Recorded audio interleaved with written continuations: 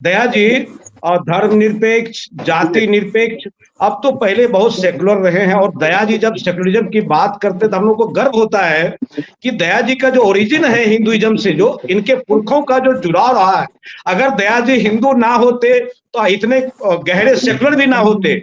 तो दया जी को क्रेडिट देना चाहिए हिंदू समाज को कि हमारा पुरखा वहां से जुड़ा रहा और उन्होंने आपके भीतर सेकुलरिज्म का तत्व दिया। लेकिन आप धर्मनिरपेक्ष करते करते तमाम विपक्ष, आप तो विपक्ष के प्रवक्ता भी है, तमाम विपक्ष एक तरफ, दया जी एक तरफ, और सारे विपक्ष जो नहीं बोल पाएंगे दया जी खूब बोलते हैं। मतलब विपक्ष को बहुत ही बल प्रदान करते हैं। अब ये धर्मनिरपेक्ष करते करते आप लोग क्या जाति निरपेक्षता की बात नहीं कर सकते हैं? आपको हिंदू तो बहुत खतरा लगता है, तो जाति क्या बहुत खतरा नहीं लगती है आपको? तो जाति निरपेक्ष की भी बात करते, जाति निरपेक्ष या राष्ट्र हो, धर्म निरपेक्षता पर आप आते हैं, लेकिन जब जाति की बात जब होती है तो आप अम्बेडकर को कोसने लग जाते हैं। बाबा अच्छा लगा, और मनोज का भी बात सुन के मुझे लगा कि मुझे वो पुरानी बातें याद आ गई।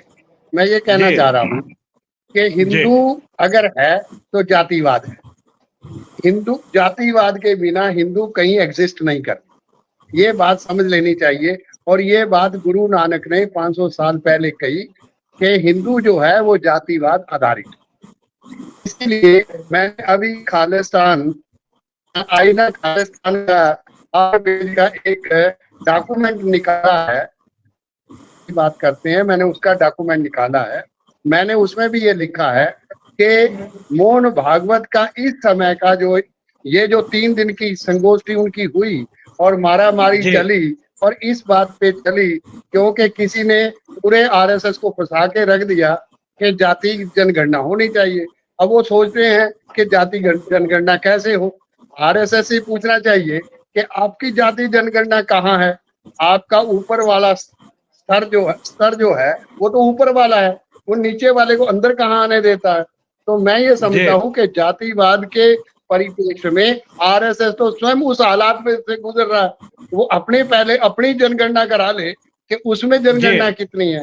तीसरी बात ये कहूँ कि बौद्ध हो, जैन हो या कोई भी हो, मैं ये समझता हूँ कि क्योंकि मैं तो जहाँ का पैदाइश हूँ, तो कुरुक्षेत्र और ज्योति सर मेरे पास हैं, जहाँ से गीता ज्ञान लोगों को मिला, जहाँ वर्ण व्यवस्था की बात भी गीता में आई।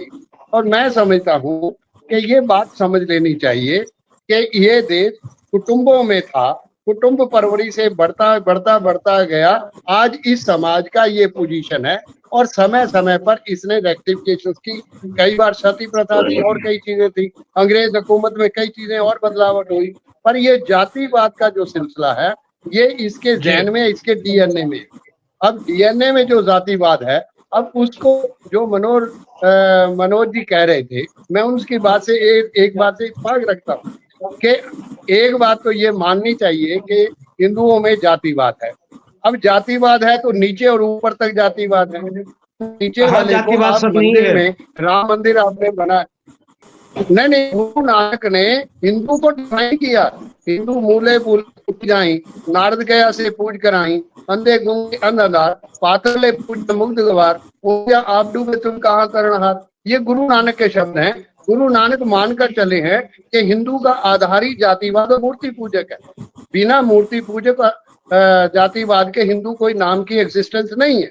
ये गुरु नानक का शब्द है, मेरा नहीं है। मुकदमा चलाना हो तो गुरु नानक पर चलेगा, मेरे पर नहीं चलेगा।